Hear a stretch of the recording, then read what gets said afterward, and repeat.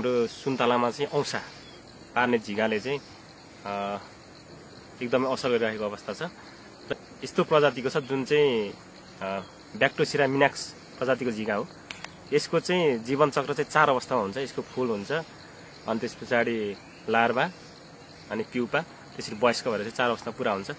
र यसको अवस्था हेरेर चाहिँ हामीले यसको आनी बानी अनुसार चाहिँ हामीले व्यवस्थापन प्रविधिहरू चाहिँ अपनाउन सकिन्छ।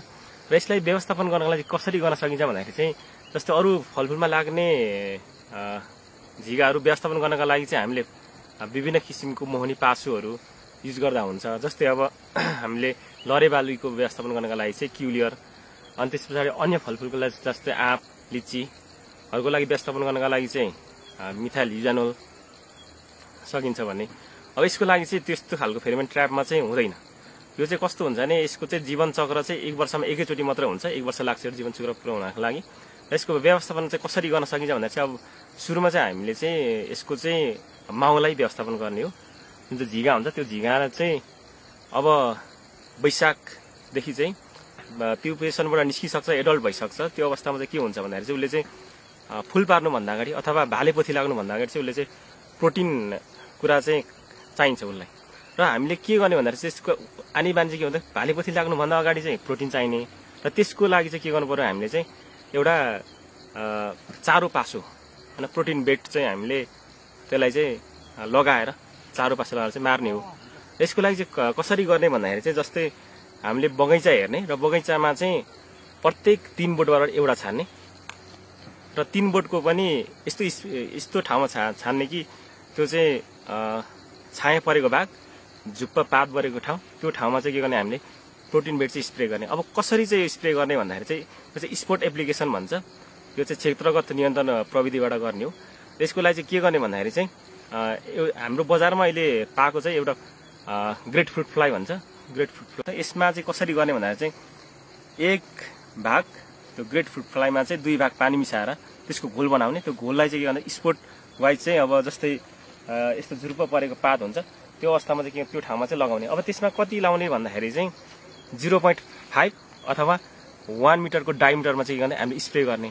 र त्यो ठाउँमा चाहिँ कहिलेदेखि स्प्रे गर्ने भन्दाखेरि चाहिँ हाम्रो यो वैशाखको पहिलो हप्तादेखि साउनसम्म चाहिँ स्प्रे गर्ने हो। प्रत्येक हप्तामा 1 पटक भनेको 10 पटक जति चाहिँ हामीले स्प्रे गर्दाखेरि चाहिँ के हुन्छ भन्दाखेरि चाहिँ त्यहाँनिर त्यो पोथी झिगाहरू चाहिँ यहाँ चाहिँ प्रोटिन छ भनेर आउँछन् र खाएपछि मर्छन्। र के हुन्छ भने त्यो प्रोटिनमा चाहिँ ग्रेट फ्रुट फ्लाइमा चाहिँ एकदमै 1% एकदमै थोरै पर्सेन्टमा चाहिँ एभाब्याक्टिन भन्ने चाहिँ विषादी हुन्छ।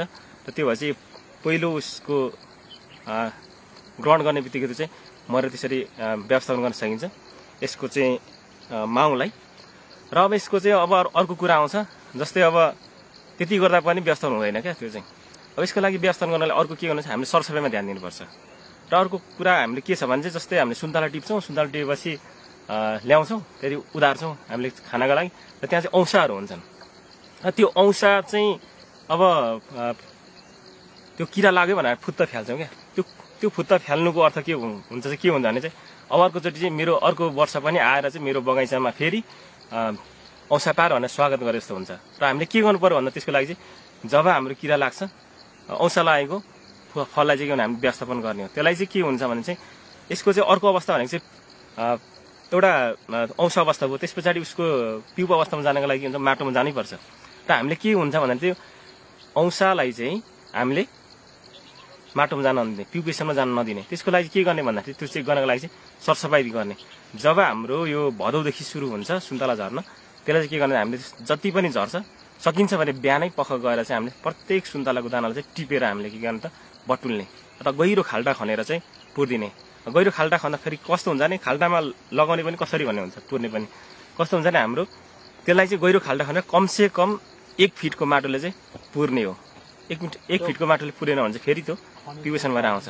र यसरी चाहिँ हामीले यो जुन क्षेत्रगत नियन्त्रण जुन मैले अघि भने प्रोटिन बेडको प्रयोग गर्ने तरिका, यो चाहिँ अब हामीले एकचोटि मात्रै प्रयोग गर्नु हुँदैन। यो चाहिँ 2-3 वर्षसम्म चाहिँ प्रयोग गरियो भने चाहिँ यसको व्यवस्थापन गर्न सकिन्छ।